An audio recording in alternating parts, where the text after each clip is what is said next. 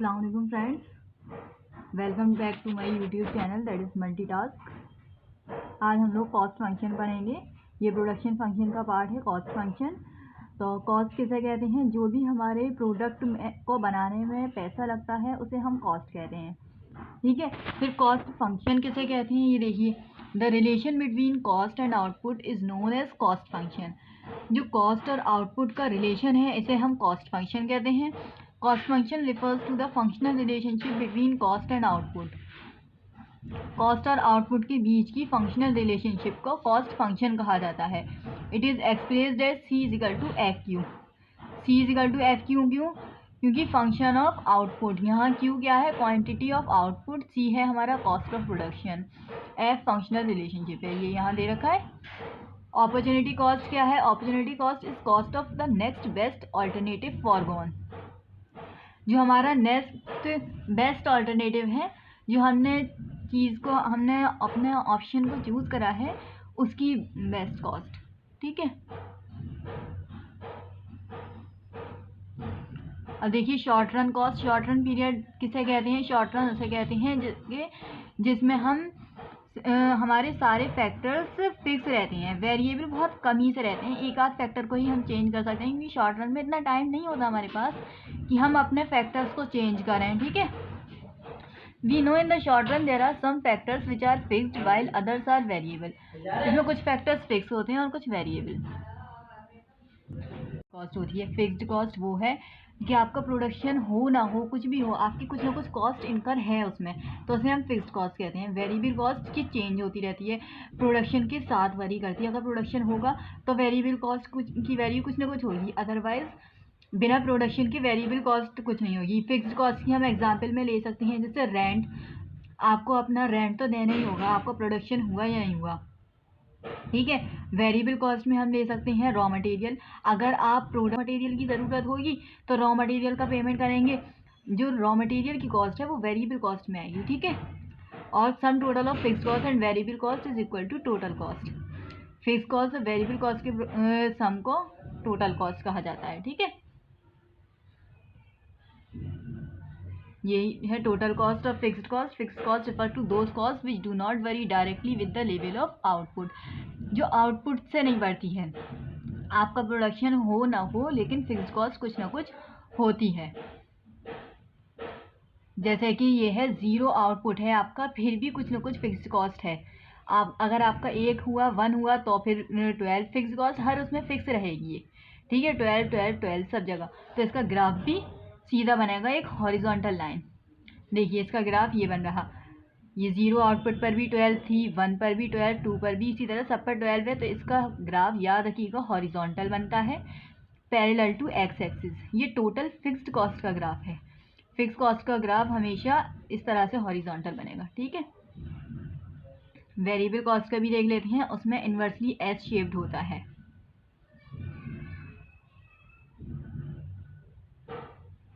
देखिए variable cost अभी बताया था ना, variable cost refer to those cost which vary directly with the level of output, जो आउटपुट के बढ़ने के साथ साथ बढ़ती है, जैसे कि payment for raw material, power, fuel, wages of casual labour etcetera. इसका भी हम ग्राफ देख लेते हैं। यह है कि 0 पर तो ये 0 रहेगी, अगर आपका प्रोडक्शन नहीं हो रहा, आउटपुट कुछ नहीं बन रहा है, तो टोटल वेरिएबल कॉस्ट भी 0 होगी। और 1 अगर आउटपुट बनाया आपने तो 6, 2 पर 10, 3 पर 15, कुछ भी हो सकती है ये, ठीक है। इसका जो ग्राफ बनता है ये कुछ इस तरीके से बनता है, इन्वर्सली एस शेप। 0 पर 0 थी, इसी तरह 1 पर कुछ थी, इस तरह से ये एस शेप का बनता है इसका ग्राफ, ठीक है। एस शेप का सबसे पहले इन्वर्सली एस शेप्ड का होता है। It initially increases at decreasing rate and later it increases at increasing rate. TVC is 0 at 0 level of output, 0 पे 0 है, और बाकी पहले इंक्रीज एट डिक्रीजिंग रेट, फिर इंक्रीज एट इंक्रीजिंग रेट। पहले डिक्रीजिंग रेट से इंक्रीज होगी, देखिए टेबल देखते हैं।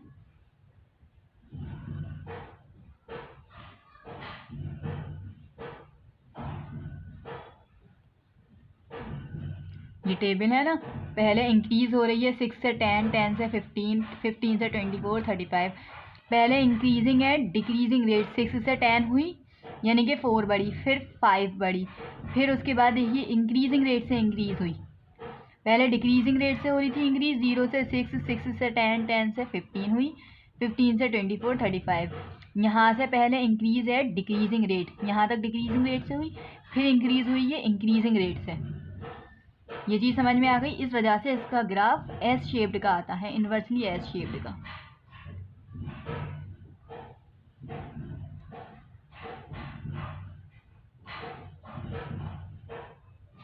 ये इसका डिफरेंस है टोटल वेरिएबल कॉस्ट और टोटल फिक्स्ड कॉस्ट का, यानी कि वेरिएबल कॉस्ट और फिक्स्ड कॉस्ट में क्या क्या डिफरेंस है। वेरिएबल कॉस्ट आउटपुट के साथ साथ बढ़ती है और फिक्स्ड कॉस्ट आउटपुट आपका बढ़े ना बढ़े लेकिन फिक्स्ड कॉस्ट कुछ ना कुछ होगी।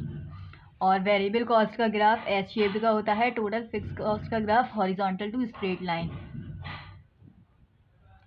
टोटल कॉस्ट क्या होती है? Total cost is the total expenditure incurred by a firm on the factor of production required for the production of a commodity. कुछ प्रोडक्ट बनाने के लिए जो भी एक्सपेंडिचर आपके लगते हैं फैक्टर्स ऑफ प्रोडक्शन में, तो इसे हम टोटल कॉस्ट कहते हैं। ठीक है, total cost total fix cost plus total variable cost का समेशन है। फिक्स कॉस्ट और टोटल वेरिएबल कॉस्ट जो होती है उसका समेशन हमारा टोटल कॉस्ट होगा। जो हमने अभी टोटल फिक्स्ड कॉस्ट और टोटल वेरिएबल कॉस्ट पढ़ी थी ना,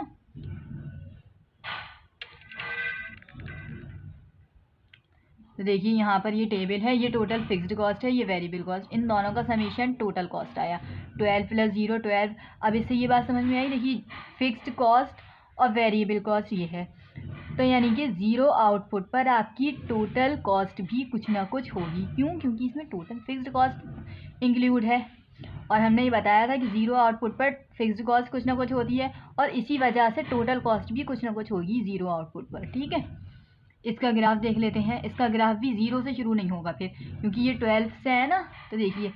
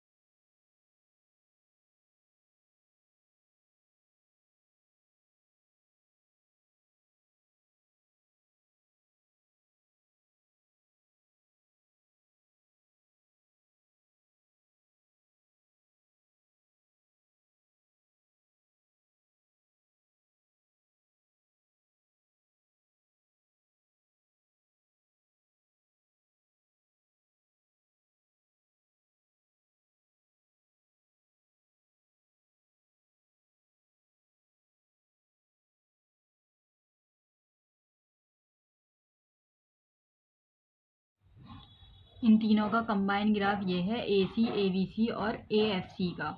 इसे बनाकर देखते हैं हम।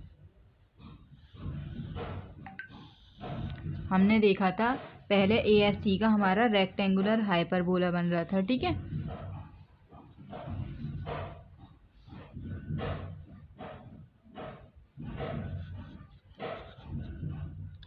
ये हमारा AFC का बन गया, ये है रेक्टेंगुलर हाइपरबोला, ठीक है। अब इसके बाद हम बनाते हैं ABC का ग्राफ। तो ABC का हमने देखा था इस तरह से बन रहा था ना, U शेप में, और AC का हमारा ऊपर ही ऊपर का U बन रहा था इस तरीके से, ठीक है। तो ये एवरेज कॉस्ट के कर्व हो गए। AC का ऊपर ऊपर U बनता है, AFC का रेक्टेंगुलर हाइपरबोला बनता है, ABC का ये छोटा सा U बनता है इस तरीके से, ठीक है। देखिए यहाँ दे रखा है हमें।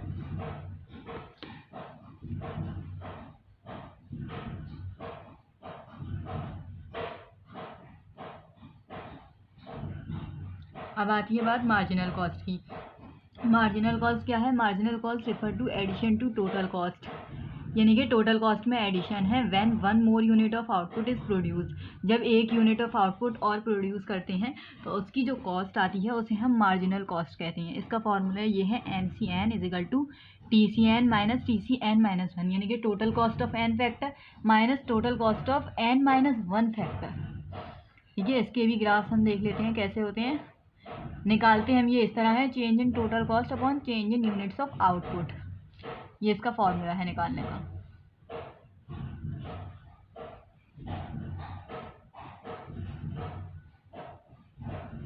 इसका MC का ग्राफ इस तरीके से बनता है, ये देखिए, ठीक है। इसकी आप टेबल देखकर और अच्छे से समझेंगे। टेबल देखिए इसकी, ये टोटल कॉस्ट है हमारी, ये एवरेज कॉस्ट और ये मार्जिनल कॉस्ट। तो मार्जिनल कॉस्ट देखिए इंक्रीज हो रही है, AC से ज़्यादा है फर्स्ट फेज में यहाँ तक, फिर ये 9 है, ये 9, तो दोनों बराबर आ गई MC और AC, फिर MC ज़्यादा हो गई और AC कम हो गई, ठीक है। तो इसका ग्राफ इस तरीके से बनेगा। AC का तो हमें पता था ऊपर ही ऊपर बनता था,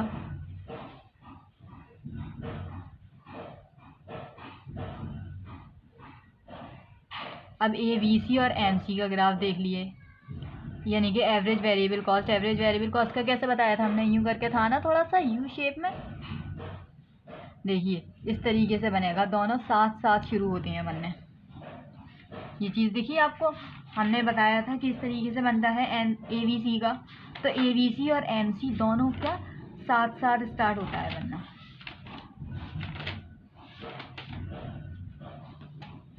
देखिए MC और AC का हमने बनाया था अभी,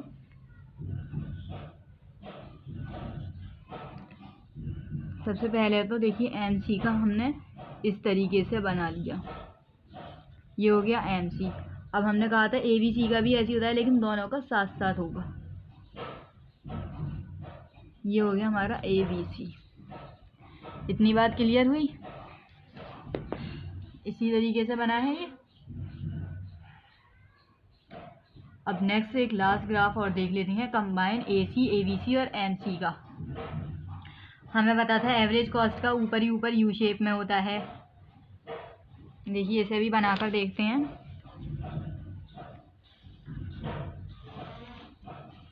एवरेज कॉस्ट का हमने यूँ करके बनाया था ना, ऐसे करके U शेप था कुछ, ठीक से ये U शेप कर लिएगा एवरेज कॉस्ट का, ठीक है। MC का हमने कैसे बनाया था? यहाँ से था, यहाँ से ऐसे करके MC का ऊपर ऊपर बनेगा, और ABC का भी जहाँ से MC का बनता है वहीं से ABC का बनेगा, ऐसे करके कुछ, ठीक है। कुछ इस तरीके से जाएगा, ये नीचे ही नीचे, AC के नीचे ही रहेगा, कट नहीं करेगा ये ABC का ग्राफ। और ये हमें AC का जो ग्राफ होता है U शेप क्यों होता है? ये लॉ ऑफ वेरिएबल प्रोपोर्शन का हमने ये चीज़ पढ़ी थी ना, देखिए इस तरीके से ये तीनों ग्राफ कंबाइन बनते हैं। आई होप आप लोगों को अब ग्राफ बनाने आ गए होंगे। Thank you.